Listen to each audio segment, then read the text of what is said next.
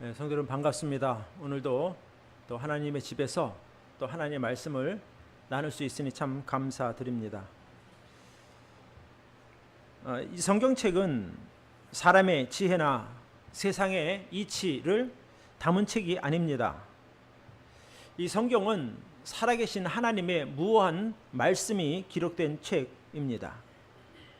그래서 이 말씀은 사람들의 생각과 계획을 뛰어넘는 하나님의 경륜이 가득한 진리의 책이라고 말하지요. 또 그리고 그 말씀은 우리의 영과 혼과 및 관절과 골수까지 찔러 쪼개는 능력이 있다고 우리는 믿습니다. 그래서 우리는 이 성경이 단지 우리 마음을 위로하는 대상으로만 여길 것이 아니라 우리 인생의 중심과 우리 삶의 주제권을 향해서 말씀하시는 하나님의 그 계시로 받아야 합니다. 오늘 이 마태복음 1장과 2장에는 과연 내 인생의 왕은 누구냐라고 하는 이 준엄한 질문 앞에 성경은 이 왕의 그 왕을 만난 세 사람의 그 모습, 왕 앞에서 반응하는 세 사람의 모습을 우리에게 보여줍니다. 그러니까 요셉과 동방박사 그리고 헤롯 왕입니다. 자기 인생의 계획과 자신의 그 가치관까지 내려놓고 성령의 말씀에 복종하는 요셉, 그리고 환경과 거리의 그 제약을 극복하고 하늘이 계시하는 진짜 왕에게 경배하러 온 동방의 박사들, 그리고 자신의 왕권을 지키기 위해서 만왕의 왕으로 오신 예수 그리스도를 부정하고 그를 죽이려 했던 헤롯 왕.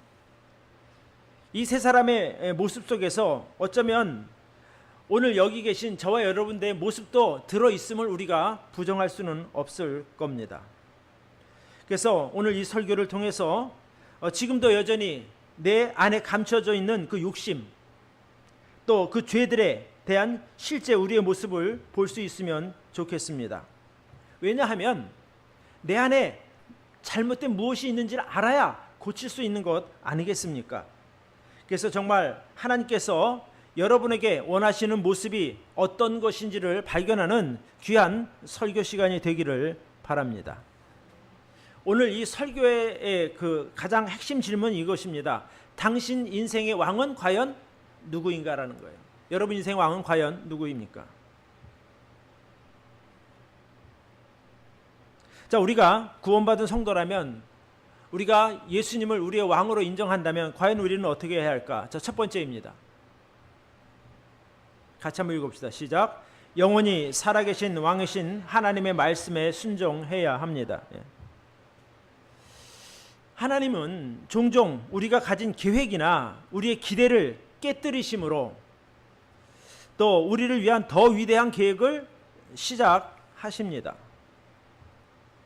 우리가 살다가 보면 가끔 우리가 가진 가치관, 또 세상의 방법과 충돌하는 하나님의 말씀을 만나게 될 때가 있습니다. 이게 아닌데 라고 하는 그런 게 있죠. 내가 알고 있는 말씀과 실제로 내 삶에 만나는 어떤 그런 그 불협화음이 분명히 생길 수 있다는 겁니다. 오늘 그 요셉이 바로 그런 상황에 처한 사람입니다. 요셉은 하나님 앞에 의로운 자로 살고자 했던 사람입니다. 그가 세운 그 인생의 계획 가운데는 이제 좋은 아내를 만나 정혼하고 그 마리아와 함께 믿음의 가정을 이루어서 정말 행복하게 살고자 하는 그 어쩌면 그 화려하진 않지만 정말 그 행복한 소망을 갖고 있었던 사람이죠. 그런데 갑자기 자기와 정혼한 마리아가 자신과 동거하기도 전에, 그러니까 같이 살기도 전에 임신을 했다는 청천 병력 같은 소리가 들려옵니다. 이 소식은 정말 하나님 앞에 의로운 가정을 이루고 살고자 했던 그 요셉의 소망과 그 계획을 산산조각내는 아주 나쁜 소식이었습니다. 당시 유대 사회에서나 또는 율법에 의하면 간음한 여인은 밖으로 데리고 나가서 돌로 쳐서 죽이라고 하는 그런 법이 있던 시대입니다. 그 율법에 의하면, 당시 사회 규범에 의하면 그 마리아는 돌로 쳐 죽일 만한 그런 심각한 죄를 지은 여인이 되겠죠. 그러나 요셉은 성경에 말하기를 의로운 사람이라고 말하고 있거든요. 자기 약혼녀가 자기도 모르게 임신했다고 하는 이 충격적인 소식을 듣고도 그는 문제를 더 키우지 않고 조용하게 해결하려고 했습니다. 마리아를 찾아가서 야, 네가 어떻게 그럴 수 있냐? 나 몰래 어떻게 그럴 수 있냐? 네가 제정신이냐? 이렇게 따지거나 그러지 않고 정죄하지도 않았습니다. 조용히 해결하는 방법이 무엇일까 고민하던 그에게 주의 사자가 꿈속에 나타나서 이렇게 말씀합니다. 오늘 본문 20절로 23절이나 마태복음 1장 말씀을 좀 띄워주시기 바랍니다. 우리 화면에 보시기 바랍니다. 이 일을 생각할 때에 주의 사자가 현몽하여 가로되 다윗의 자손 요셉아, 내 아내 마리아 데려오기를 무서워 말라. 저에게 잉태된 자는 성령으로 된 것이라. 아들을 낳으리니 이름을 예수라 하라. 이는 그가 자기 백성을 저희 죄에서 구원할 자이심이라 하니라. 이 모든 일에 된 것은 주께서 선지자로 하신 말씀을 이루려 하심이니 가라사대 보라, 처녀가 잉태하여 아들을 낳을 것이요 그 이름을 임마누엘이라 하리라 하셨으니 이를 번역한즉 하나님이 우리와 함께 계시다 함이라. 천사가 나타나서 그 아이, 그 마리아 데려오기를 무서워하지 말라라고 말하는 거예요. 그녀가 임신한 것은 성령으로 된 것이다, 이렇게 얘기를 하죠.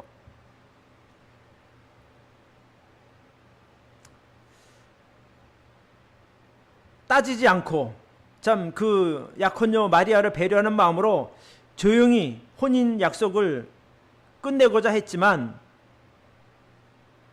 그에게 나타난 천사는 그에게 새로운 이야기를 해주는 겁니다.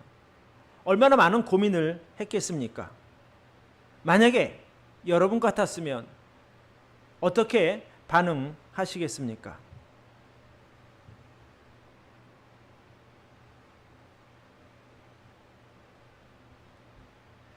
당시 요셉이 들은 천사의 말은 이것입니다. 다윗의 자손 요셉아, 내 아내 마리아 데려오기를 무서워 말라. 저에게 잉태한 자는 성령으로 된 것이라. 아들을 낳으리니 이름을 예수라 하라. 이는 그가 자기 백성을 저희 죄에서 구원할 자이심이라 하니라. 하나님의 명령이죠. 이 하나님의 명령을 보면 하나님의 명령이 우리에게 어떤 동의를 구하거나 야, 이렇게 괜찮겠니? 이렇게 동의를 구하지 않습니다. 야, 네가 이런 상황이니까 좀 이해 좀 해라? 이렇게 말씀하지 않습니다. 하나님의 말씀은 우리가 복종해야 할 명령입니다. 이 하나님의 사자가 요셉과 정혼한 마리아가 잉태한 것은 성령으로 된 것이다, 이렇게 말하는 거예요. 그러면서 아이의 아기 이름까지 정해주죠. 아이 이름을 예수라 하라. 고민하던 요셉이 그 다음날 눈을 뜬 후에 즉각적으로 하나님의 말씀에 순종하는 모습을 우리는 볼 수 있습니다. 마태복음 1장 24절 25절 말씀입니다. 같이 한번 읽어봅시다. 시작. 요셉이 잠을 깨어 일어나서 주의 사자의 분부대로 행하여 그 아내를 데려왔으나 아들을 낳기까지 동침치 아니하더니 나음의 이름을 예수라 하니라. 여러분, 참된 믿음을 가진 사람은 사실 머뭇거림이 없습니다. 이거 생각하고 아마 보통 사람 같았으면 한 3박 4일은 고민했을 겁니다. 이걸 어떻게 해야 되나. 이 사람한테 물어보고 저 사람한테 물어보고. 아마 요셉도 그날 저녁만큼은 고민을 했을 것입니다. 그러나 이제 하나님의 말씀을 듣고 우리가 내가 순종해야 되겠다 그런 생각에 이르자 그런 한치의 망설임도 없이 즉각적으로 순종하게 됩니다. 보통 사람 같으면 이리저리 계산도 해보고 또 변명거리를 찾고 그럴 것입니다. 그런데 하나님의 명령 앞에서 계산하고 이것저것 따지다 보면 귀중한 시간 다 지나가게 됩니다. 요셉은 그 하나님의 말씀에 순종해서 아내를 데려오지요. 마리아를 데려옵니다. 뿐만 아니라 자신의 권리까지 완벽하게 내려놓는 것을 볼 수 있습니다. 25절에 보니까 요셉은 아들을 낳기까지 아내와 동침하지 않음을 보게 됩니다. 그리고 또 거기에다가 성령이 일러준 대로 태어난 아기 이름을 예수라고 지었습니다. 여러분, 요셉이 태어난 아기, 원래는 부모가 자기 아들 이름을 짓는 것이 관례 아닙니까? 할아버지가 짓든지 아버지가 짓든지. 근데 요셉이 하나님의 말씀에 순종해서 하나님의 뜻대로 예수라고 이름을 지었다고 하는 것은 부모로서의 권리까지 하나님께 내어드린 것을 우리가 인정할 수 있는 부분이죠. 그러니까 요셉이 믿음의 사람인데 내 인생이 또 내 가정의 주인이 내가 아니라 바로 하나님이시다라고 하는 것을 인정하는 그런 모습입니다. 그러니까 요셉의 믿음이 우리가 대단하다라고 말하는 이유는 그가 남편으로서의 마땅한 권리, 마저 하나님의 거룩한 계획을 위해서 포기했다는 데 있습니다. 요셉의 이런 모습이 바로 자기를 부인하고 주님을 따르는 그런 성도의 모습이라고 저는 봅니다. 우리는 우리 앞에 다가오는 여러 가지 많은 문제가 있을 겁니다. 각 가정마다 그리고 사람마다 다른 모습으로 우리 앞에 다가오는 그 문제들을 만날 때 과연 어떻게 반응하느냐는 거예요.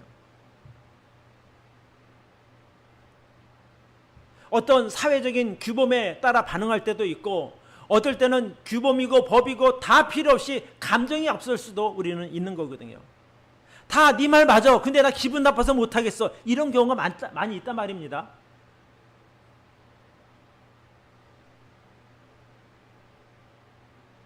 그러나 우리가 믿음의 사람이라면 우리 앞에 다가오는 문제 앞에서 우리가 감정을 따를 것이 아니라 바로 하나님의 말씀을 따라야 한다고 저는 권하고 싶습니다.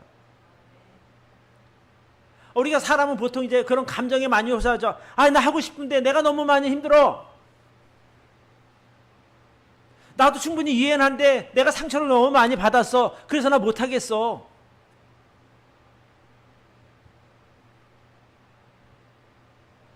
물론 하나님의 말씀 중요하지만 내가 너무 힘들어서 도저히 힘들어서 못하겠어. 이렇게 반응하죠.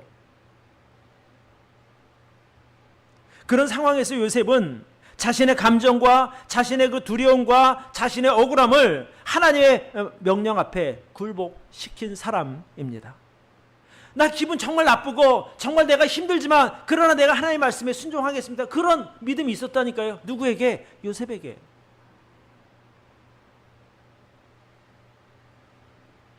우리가 구원받은 성도라면 어떤 일을 만나든지 어떤 상황에 처하든지 간에 우리가 감정을 따라 움직일 것이 아니라 기록된 하나님의 말씀에 따라 움직여야 된다고 저는 믿습니다. 자, 22절 23절 우리 한번 봅시다. 이 모든 일에 된 것은 주께서 선지자로 하신 말씀을 이루려 하심이니 가라사대 보라 처녀가 잉태하여 아들을 낳을 것이요 그 이름을 임마누엘이라 하리라 하셨으니 이를 번역한즉 하나님이 우리와 함께 계시다 함이라. 그러니까 요셉이 한 행동, 그 믿음을 한 행동이 결국 선지자로 하신 말씀을 이루기 위한 것이었다라고 결론을 내리고 있는 거예요, 성경이. 그러니까 여러분이 감정을 쫓아가는 것이 아니라 정말 하나님의 말씀대로 어떤 그 문제를 해결하려고 노력하면 그것이 바로 하나님의 뜻을 이루는 것이 된다고 저는 믿습니다. 이게 정말 너무너무 중요한 거예요.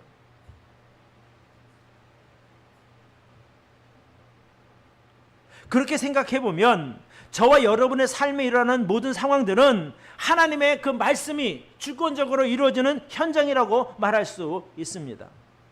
그러니까 매일 삶 속에서 내가 과연 하나님의 말씀에 순종하며 살고 있는가 우리가 좀 돌아보아야 되는 거예요. 이 말씀을 보면서 요셉은 저런 상황에서 자기와 정혼한 그 약혼자가 자기도 모르게 임신하는 그런 상황에서도 감정을 내비치지 않은 거예요. 주께서 사자를 보내서 자기에게 말씀하실 때 그 기꺼이 아멘으로 그가 순종한 것을 우리는 보아야 합니다. 그래서 여러분에게 말씀하시는 그 하나님의 그 말씀 또는 명령 앞에서 계산기 두드리지를 마시기 바랍니다. 예, 아멘, 제가 순종하겠습니다. 이게 진짜 믿음이거든요. 근데 손해볼 것 같지만 여러분 결론적으로는 손해 안 봅니다. 정말입니다. 하나님은 그런 분이셔요. 네가 내 말을 따르기 위해서 그런 대가를 지불했니? 내가 인정할게. 그리고 그거보다 내가 치른 대가보다 엄청나게 큰 것으로 보상해 주시는 분임을 꼭 기억하시기 바랍니다. 자, 두 번째, 우리가 주님의 그런 은혜를 입은 구원받은 성도라면 어떻게 해야 될까? 같이 한번 읽읍시다. 시작. 만왕의 왕 예수님의 지위에 합당한 예배를 드려야 합니다. 오늘 이 두 번째 사람들은 누구냐 하면 바로 동방박사들입니다. 동방박사니까 뭐 다른 것은 아니고 예루살렘 그 위치에서 볼 때 동쪽에서 온 박사들이라고 하는 의미입니다. 그러니까 위치적으로 보면은 바벨론 또는 페르시아라고 이야기하는데 아마 학자들의 대부분이 페르시아로 보긴 합니다. 자, 이 동방의 박사들은 이방인이죠. 유대인들이 아니니까요. 그런데 이방인이지만 유대인의 왕으로 나신 예수님을 가장 먼저 찾아와서 경배한 사람들입니다. 여러분, 동방박사 그러면 여러분 어떤 의미가 생각이 나세요? 이미지. 주로 이제 보면 12월 달에 크리스마스 때 보면 동방박사 세 사람이 주로 이제 거의 그렇게 이야기하거든요. 그러니까 마치 우리가 12월이 되면 여기 크리스마스 트리를 설치하는데 그런 것처럼 12월에만 쓸모 있는 사람들이 동방박사들이다. 그렇게 우리가 느낌이 그렇잖아요. 그런데 우리가 성경을 조금만 더 깊게 주의 깊게 보면 이런 질문이 떠오르는 거예요. 과연 당신은 왜 예수 그리스도를 만나려 하는가? 그 사람들은요, 엄청나게 먼 거리에서 예수님을 만나러 온 거예요. 또 그리고 당신은 예수님을 어떻게 경배하는가? 어떻게 예배드리는 거예요? 예수님에게. 그러니까 동방박사들은 자기가 살고 있는 그 페르시아 지역에서 약 1500km 하니까 엄청 먼 거예요. 여기서 부산까지가 한 30 정도 되니까 최소한 3배 넘는 거리라는 거예요. 요즘에야 뭐 KTX 타면 하루도 몇 시간이면 가겠지만 옛날 같으면 최소한 3개월 이상이라는 거예요. 왜? 그 많은 사람들이 그 낙타에다가 이거 짐 싣고 오다 보면 석 달 걸린대. 석 달.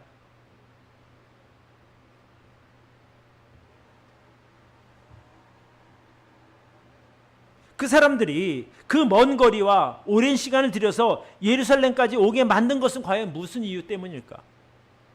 어떤 계기가 있으니까 거기까지 그 먼 길을 왔지 않겠습니까? 여러분, 왕복 6개월이란 말이에요.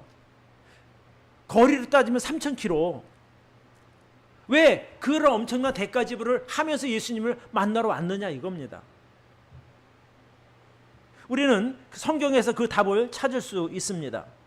그들이 예루살렘에 도착해서 사람들에게 묻습니다. 자, 마태복음 2장 2절을 좀 띄워주시기 바랍니다. 자, 유대인의 왕으로 나신 이가 어디 계시뇨? 우리가 동방에서 그의 별을 보고 그에게 경배하러 왔노라 하니. 여기 뭐라고 말하니까 우리가 동방에서 그의 별을 보았다 이렇게 얘기해요. 그 별을 본 거예요. 하늘에 보통 별이 아니라 예사롭지 못한 그 특별한 별을 그들이 본 거예요. 여러분, 이 동방박사들은 어떤 점장이들이 아니에요. 그러니까 당시 고대 근동의 천문학자이고 그들은 최고의 지식을 가진 사람들이에요. 박사라고 그러죠. 박사. 어느 날 그들이 하늘에 나타난 특별한 별을 보다가 저게 뭐 진짜 떨어진 유성도 아니고 무슨 특별한 계시가 있는 별이구나라고 하는 것을 그들은 알게 됩니다. 더 연구하다 보니 하나님께서 왕의 탄생을 알리는 그런 초자연적인 계심을 그들이 깨닫게 된 거예요. 그러니까 그러면 그 왕을 만나러 우리가 갈 준비를 하자. 그래서 그들이 준비를 하고 선물을 마련하고 그래서 그 먼 길을 오게 된 것이라는 말이죠.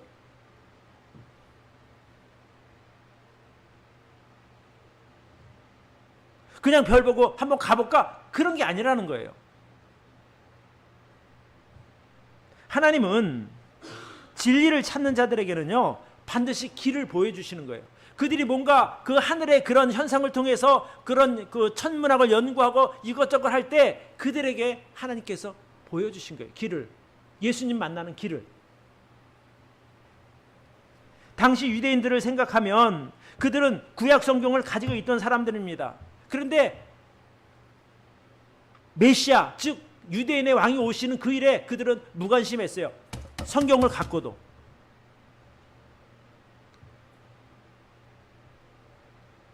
그런데 이 이방 사람들인 동방의 박사들은 별이라고 하는 하나님의 특별 계시를 통해서 예수님을 만나러 온 것입니다. 대단한 거죠.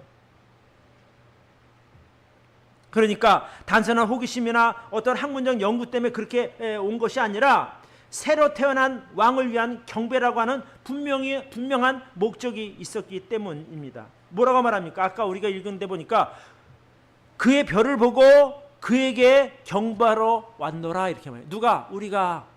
자기들이 왕께 경배하러 왔다는 거예요. 그러면 그들이 그 별 신께서 쫓아오지 않았다는 증거가 있는데 그것이 바로 가지고 온 예물을 보면 알 수 있는 거예요.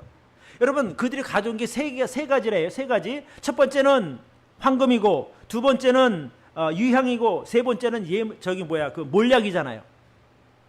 그러니까 좀 좋은 거 가져갈까 해서 그런 것이 아니라 거기다 의미가 있는 거예요. 황금에는 왕의 권위와 주권을 상징하는 거예요. 그들은 태어난 아기가 바로 유대인의 왕이다라고 하는 것을 그들이 아는 것이고, 유향은 제사장이 하나님께 분향할 때 쓰는 거룩한 향이거든요. 그러니까 예수님이 대제사장이 되신 분이다. 그분의 신성을 그들은 인정했던 겁니다.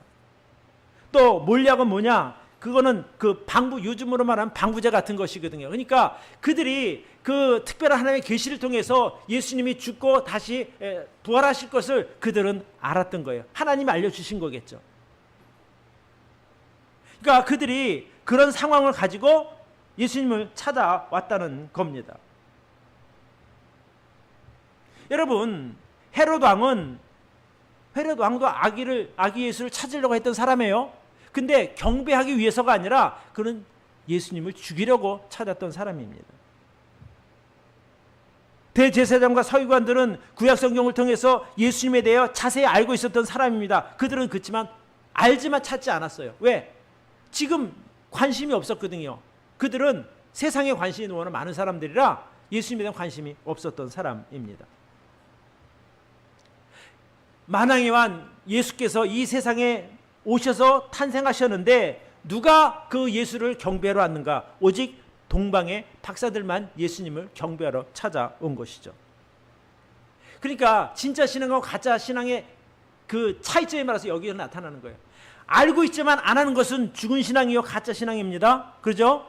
그러나 자기들이 발견한 그것을 믿고 온 시간과 정성을 다해서 예수님을 찾아온 그 경배하려고 하는 동방 박사들은 참 믿음을 가진 사람이라는 거죠. 여러분, 우리도 마찬가지 아닙니까? 우리가 왜 교회에 나옵니까? 왜 기도하고 하나님의 말씀을 우리가 읽습니까? 물론 내 인생의 꼬인 문제들을 해결받기 위해서 오는 건 맞죠.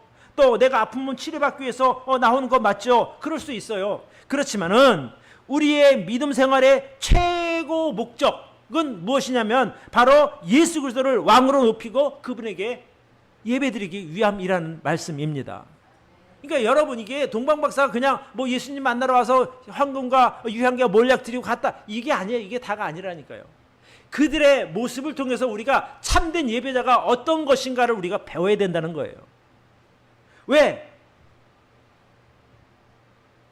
그들이 그 먼 동방에서 예루살렘까지 여정 얼마나 먼 거리입니까? 여러분 왕복 3,000km라고 그랬잖아요. 짧은 거리 아니란 말이에요. 거기에는 반드시 시간도 많이 걸리죠. 위험도 많이 상존하죠. 또 비용도 많이 들어요. 여러분 3개월 동안 왔다가 가는 시간만 해도 비용이 얼마나 많이 들겠어요. 여러분 베트남 여행 가면 얼마나 가나요 요즘에? 우리 가까운 제주도만 가도 4, 50만 원 이상 들어가잖아요. 그죠? 비행기값 다 포함하면 얼추 돈 100만 원 들어간다 그래요. 며칠 동안 갔다 오는데도. 그럼 장장 3개월을 간다, 6개월을 왕복한다, 어마어마한 비용이 들어가죠. 그 비용을 지불하면서 그들은 주님께 예배하러 드리러 간 거예요. 여러분 믿음은 거저 주어지는 것이 아닙니다. 우리가 예배드리러 온다고 할 때 크든 작든 우리는 대가를 지불하고 이 자리에 와 있는 거예요. 여러분 오늘 아침에 일어나서도 할 일이 왜 없겠어요? 주부라면 빨래도 해야 될 것이고 또 젊은 사람에는 약속도 있을 것이고 그거 다 뒤로 하고 이 자리에 온 것 아닙니까? 버스도 타고 오고 걸어오기도 하고 어쨌든 여기까지 온 거예요. 여기까지 오는데 다 똑같이 앉아있지만 대가 지불은 각기 다를 수 있는 것이거든요. 그럼에도 불구하고 내가 기꺼이 나는 주님께 예배드리는 자리로 가겠다라고 하는 그 믿음의 대가 지불이 있어야 믿음도 성장하는 거예요.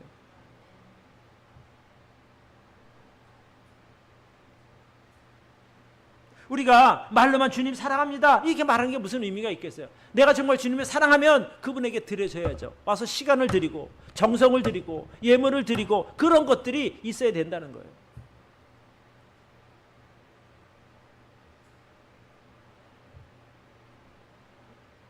그러니까 여러분들이 매주 와서 예배 드린다는 건요, 이거 정말 귀중한 대가 지불을 하고 있다는 거거든요. 그래서 여러분들의 믿음이 귀하다는 거예요.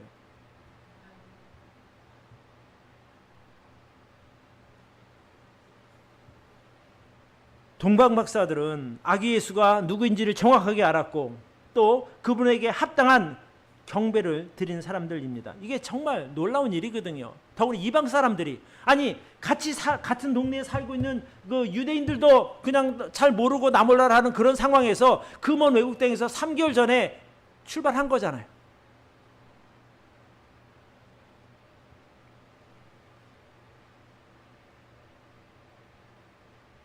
저는 여러분이 주님 위해서 드리는 그 모든 수고, 그 모든 대가 지불이 결코 헛되지 않다고 저는 믿습니다. 장차 주님께서 여러분들을 위해서 여러분들이 치는 값보다 훨씬 더 많은 것으로 비교할 수 없는 영광으로 여러분에게 갚아주실 것을 저는 믿습니다. 그러니까 아까워하지 마십시오. 아까워 드리님께 드리는 것을. 왜? 안 드리려고 막 아까워서 절절절 매면 나중에 미안하잖아요. 막 이만큼 줄 때 미안하잖아요. 나 한 것도 없는데. 그래도 사람이 좀 당당해져. 저 최선을 다했습니다. 그러니까 감사합니다. 이게 얼마나 멋있어요.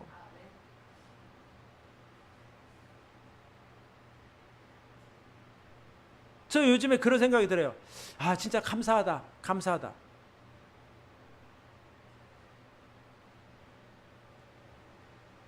이 동방의 박사들은 세상 권력을 따라간 사람들이 아니에요.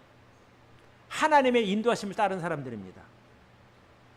2장 12절에 보면 꿈에 헤로데게로 돌아가지 말라 지시하심을 받아 그들이 다른 길로 고국으로 돌아가니라 이렇게 기록하고 있거든요.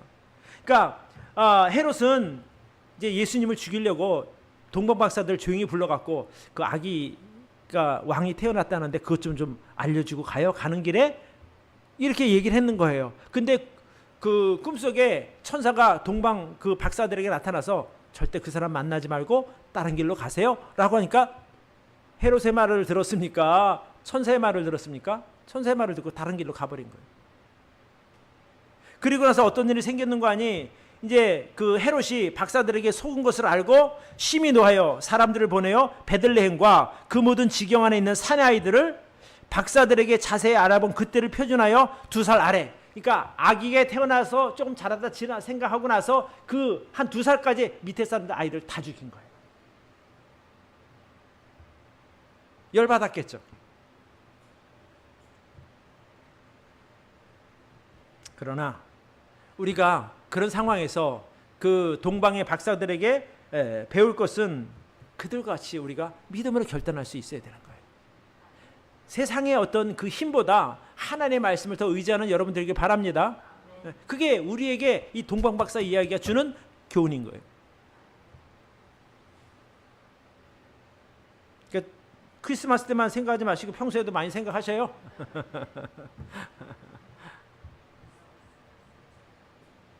그래서 우리에게 가장 귀한 것은 무엇인가? 내가 가장 귀한 것을 하나님께 기쁨으로 드리는 참된 예배자가 되는 겁니다. 자, 세 번째. 우리가 구원받은 성도라면 어떻게 해야 될까? 같이 한번 읽읍시다. 시작. 예수님이 내 인생의 진정한 왕 되심을 인정해야 합니다.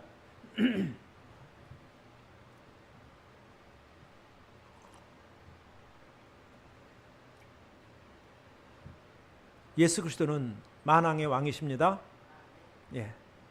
우리 모두의 왕이십니다. 여러분 인생의 왕으로 오신 하나님의 아들이십니다. 그러니까 우리가 이런 질문을 할 때에 뭐 사실 1초라도 망설임 없이 아멘 그래야 되는 거거든요. 그죠? 분명한 사실이니까. 근데 그래 만왕의 왕 인정. 우리 모두의 왕 인정. 근데 여러분 인생의 왕 인정할 때 여기까지 오시겠다는 건가? 이런 마음으로 막 계산하면은 사실 헤롯 같은 사람이 되는 거예요. 헤롯 같은 사람. 우리까지는 그래도 내가 인정할 수 있겠는데 나 개인까지 하나님이 주인이시라면 내가 그건 좀 부담스러운데요. 이렇게 생각할 수도 있거든요. 헤롯 왕이 어떤 사람인가 하니 이두메라고 하는 지역 출신인 거예요. 이 이두메는 구약 성경에 나오는 그 에돔 족속이 살던 지역을 이두메라고 하거든요. 그래서 헤롯 왕 아버지는 이두메인, 어머니는 그 아랍인의 피를 받게 됩니다. 그러니까 그가 유대인의 왕의 자리에 있었지만 사실 유대인은 아니었던 거예요. 에돔 사람인 거죠. 에돔. 근데 어떻게 왕이 됐는가? 헤롯 왕의 아버지 그 안티파터라고 하는 사람이 아주 정치력이 굉장히 뛰어난 사람이라고 합니다. 그래서 그런 정치적인 수완으로 로마의 실력자 그 율리우스 카이사르 즉 그 로마의 가장 높은 집정관의 신임을 얻게 되었고 유대 지역을 네가 관할해도 좋다라는 허락을 받게 된 거예요. 그래서 기원전 37년에 그 아들 헤롯이 유대인의 왕으로 등극을 하게 됩니다.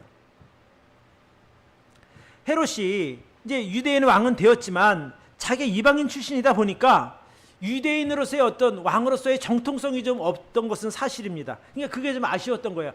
내가 유대인이었다면 훨씬 더 백성들이 내 말을 잘 따를 텐데 하는 아쉬움이 있었던 거죠. 그러다 보니까 정통성이 없으니까 백성들의 마음을 얻기 위해서 그들이 좋아하는 것을 해주려고 많이 노력한 사람이 헤롯 왕인 거예요. 여러분 헤롯 왕이 가장 잘한 일이 뭐냐면 그 예루살렘 성전을 화려하게 다시 지은 거예요. 그러니까 수룹바벨이 그 바벨론에서 돌아와서 그 없는 상황에서 성전을 지었으니 솔로몬 궁전 때와는 비교도 안 되게 자꾸 초라했었거든요. 그러니까 이 헤롯이 그런 상황을 알고 나니까 그럼 내가 이 백성들의 마음을 얻을 거리가 없나 하다 보니까 그럼 내가 저 하나님의 성전을 크게 지어주자. 이래서 헤롯 성전이 엄청나게 화려하게 지어졌다는 거예요. 황금빛으로. 그래서 그 예수님 시대에 있는 그 성전을 뭐라고 하냐면 사람들이 헤롯 성전 이렇게 부르는 거예요. 자, 이제 이런 그 헤롯 입장, 왕은 유대인의 왕인데 뭔가 좀 그 정통성은 부족하고 이런 상황에서 동방에서 온 박사들의 입 통해서 유대인의 왕이 태어났다 이 얘기를 들었으니 여러분 생각해 보세요. 헤롯 왕 마음속에 어떤 생각이 들었는가? 성경에 보니까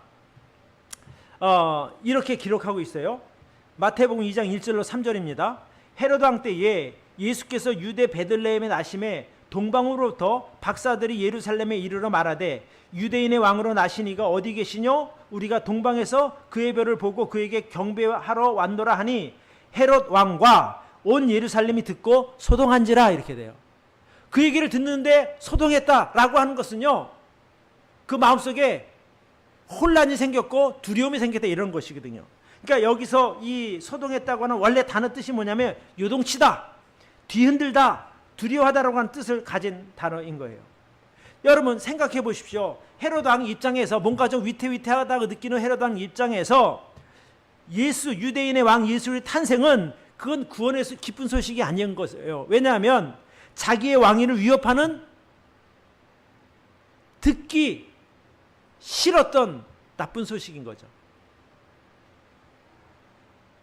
그러니까 헤롯이 왜 예수를 죽이려 했을까요? 그 사람의 아이가 자라고 나면 자기 왕위가 위태로우니까 아예 어릴 때 죽이자, 이런 생각을 하게 됐기 때문에 헤롯이 예수님을 죽이려 했던 거예요.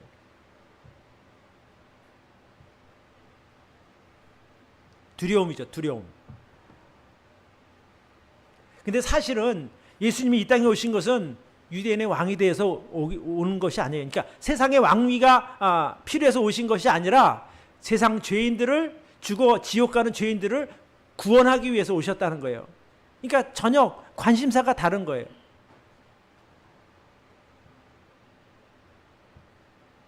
그럼에도 헤롯이 두려움을 갖게 된 이유는 원래 자기 것이 아닌데 자기에게 맞지 않는 옷을 입고 있기 때문에 불안했던 거예요. 그 왕위를 빼앗길까 봐, 자기가 누리던 거 못 누리게 될까 봐.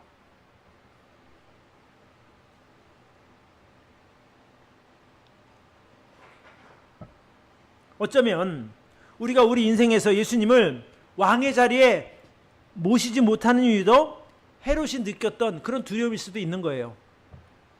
지금은 내 인생에 내가 왕이 돼서 내가 하고 싶은 대로 다 하는 거예요. 이것도 할 수 있고 저것도 할 수 있고, 누가 뭐라는 사람 없잖아요. 내가 왕인데, 내 인생 내가 주인인데. 근데 성경은 뭐라고 하냐면 예수 그리스도가 너의 왕이다라고 말씀하시는 거거든요.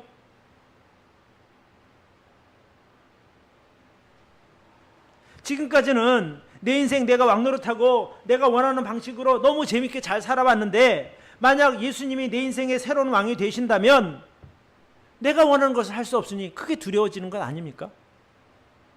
나 어디든 가야 되는데. 내가 주인이라면 내가 선택할 수 있는 것이거든요. 나 뭐가 하고 싶은데.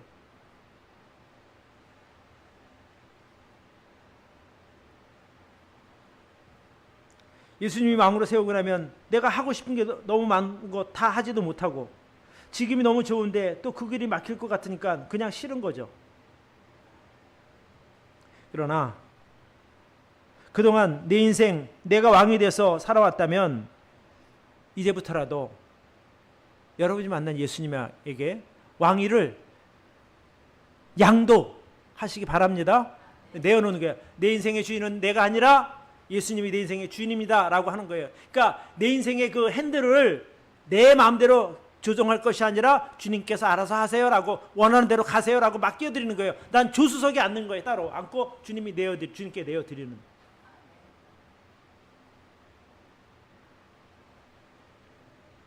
그것이 바로 우리의 남은 인생을 가장 행복하게, 가장 평안하게, 가장 즐겁고 기쁘게 살 수 있는 유일한 길임을 기억하시기를 바랍니다.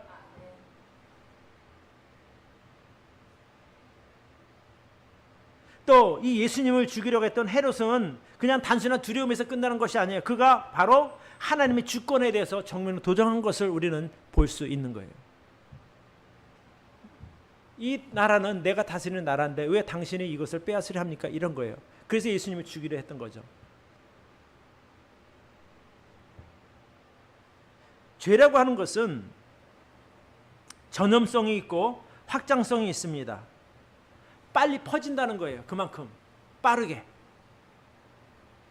헤롯 한 사람의 죄가 예루살렘 전체를 소동하게 만들었습니다. 아까 그렇게 나왔죠. 헤롯 왕과 온 예루살렘이 듣고 소동한지라. 헤롯 같은 사람이 꽤 많았던 거에서 예수, 그 성경에 있는 그 예수가 지금 오면 때가 아닌데라는 그들은 두려웠던 거죠. 왜? 자기가 저지른 죄가 있기 때문에 그렇습니다. 결국 그 헤롯 한 사람의 죄가 예루살렘 전체를 소동하게 만들었고, 그 베들레헴에 있는 무고한 아기들이 학살당하는 엄청난 결과를 가져오게 된 겁니다. 그러니까 결국에 여러분 안에 그 들어있는 그 죄가 여러분들 불행하게 만들지만 여러분 주위를 다 불행하게 만드는 거예요. 그 죄의 확장성 때문에.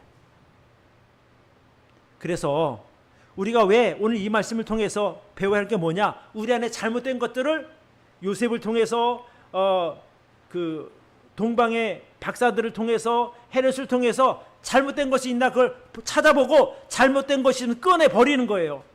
그게 오늘 이 설교를 듣는 목적이 되어야 하는 거예요, 여러분. 왜? 그래 행복하니까.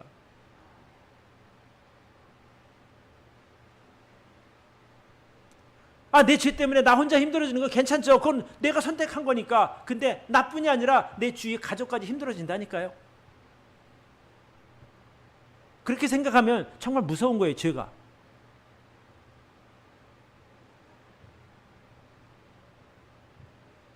적지 않은 성도들의 마음속에 지금도 헤롯의 그 마음이 자리 잡고 있는 것을 우리는 솔직하게 고백할 수 있습니다. 우리 마음속에 담겨있는 그 헤롯 같은 마음은 과연 무엇일까? 내가 절대로 포기할 수 없는 것, 하나님의 말씀보다 더 우선시하는 그것이 바로 여러분이 가지고 있는 헤롯이라고 저는 봅니다. 내 자존심, 내 재물, 내 쾌락, 나의 인간관계, 그런 모든 것들을 내려놓지 않으면 어쩌면 그것이 여러분들의 인생을 망가뜨릴 수도 있다는 사실입니다. 헤롯이 동방박사들을 불러서 이렇게 말하거든요. 예수님이 태어난 시간과 장소를 알게 되면 내게도 좀 알려달라. 그러면서 이렇게 말하거든요. 나도 가서 그에게 경배하게 하라 그래요. 사실 거짓말이죠. 죽이려고 했죠. 이제 경배하려고 했겠어요. 그러니까 이게 죄가 있는 사람은 자꾸 자기를 포장하는 거예요. 꾸미는 거예요. 아닌 것처럼. 입술로는 예수님을 주인이라고 시인하지만 마음속으로는 주님을 대적하고 맞서 싸우는 그런 주님의 대적자가 되는 거죠. 정말 가증스러운 죄가 됩니다. 그러니까 결국에 헤롯의 말과 행동에서 우리가 무엇을 볼 수 있냐? 내 것을 지키려고 하는 그 아주 그 뭐라 그래야 될까? 교만함, 그 완악함이 그 안에 들어있는 거예요. 내려놓으시면 간단합니다. 정말 제가 쉽지 않지만 기꺼이 내려놓겠습니다. 내가 오늘 말씀을 들으니 결국에 헤롯의 그 마음이 내게 나를 불행하게 만들고 내 주위를 불행하게 만드니 내가 내려놓습니다. 결단하면 어렵지 않거든요.